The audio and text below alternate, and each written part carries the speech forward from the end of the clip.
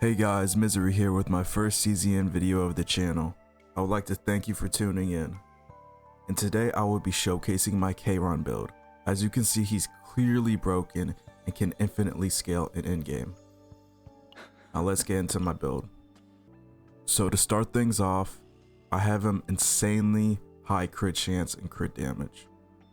60% crit chance, and then I have 226% crit damage.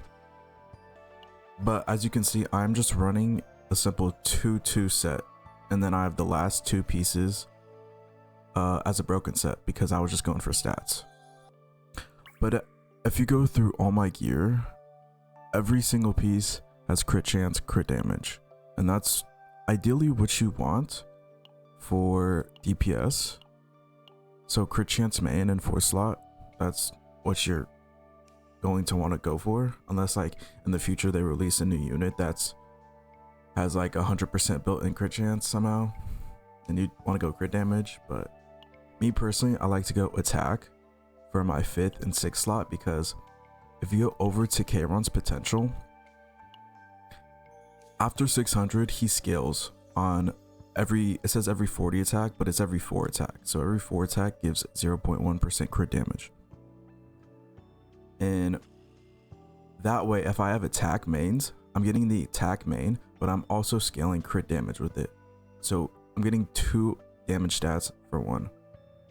And some people can argue that void damage for main stat could be better, but this is just what I personally like to go with. And yeah, all my potentials are maxed out. I do have him E6. Okay. You might have seen M's video featuring my Kayron. That was my Kayron in his video doing 150k damage. And I saw some comments saying, you lost me at E6. He doesn't need E6 to do this type of damage. Yes, it helps and will do higher, but all you need is E2 and his partner Bria to do this kind of damage. And I would assume he can still do like 600, 700k damage just with E2 and Bria, because his E4 gives me a 10% damage increase, which is a little bit of a boost, and that's why I was able to get so high, nearly 1 million damage. And yeah, here's my save data. I'm running triple True Abyss. I have his best in slot weapon plus 12% attack. This is multiplicative, so this starts me off well over like 1100 base attack at the first start of the battle. I'm running his level 30 exploration city and mist combat suit because this is just free shield. You're going to be exhausting cards anyway. So, and then I have this accessory that changes the cost of any card in your hand to 0 for 1 turn. This is what I found best, unless you are running the X version Epiphany of this Echo. Right here, you could get the accessory that gives X plus 1. But I usually don't like to go for that Echo, mainly because it's super situational and it's just kind of hard to use. But yeah, triple True Abyss, I've got a divine on my echo futility, and the ephemeral divine on that, so I could just can get free exhaustion, because ephemeral, it exhausts the futility at the end of the turn, so you don't need to waste 2 futility doing that. And then I just have a simple brand that's -1 cost. And then unique initiation, this is one of the best oaths.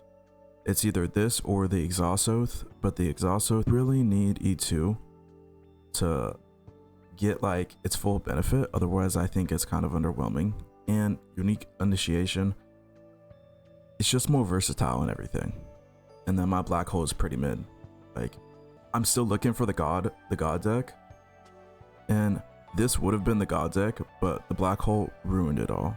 So unfortunately, the black hole is just like mid, but it still works like for this ramping setup, because all I just care about is generating futility. And nothing too insane on my Mika. This is a pretty old save data I had. I do have a lot more thinner ones, but these ones were not giving me enough healing for me to stay alive in the stage. So I was just running this one, and then my Ray I have on a pretty thin set, just because I don't want her cards getting in the way. I want to draw as many futility as I can when I'm cycling through shuffles, and just to get more True Abyss and generate more. But something important for Kayron, for any DPS, you want to get this mythic attack weapon for your supports, because plus 8% ally attack, that is multiplicative, just like Kayron's best in slot weapon here. So I can start the battle with upwards of 1300 base attack, even though it says 900 here, which is just busted. And yeah, I think that's it. I will replay the video at the end of this video so you guys can rewatch and see the insane damage. And for now, that's it. Peace.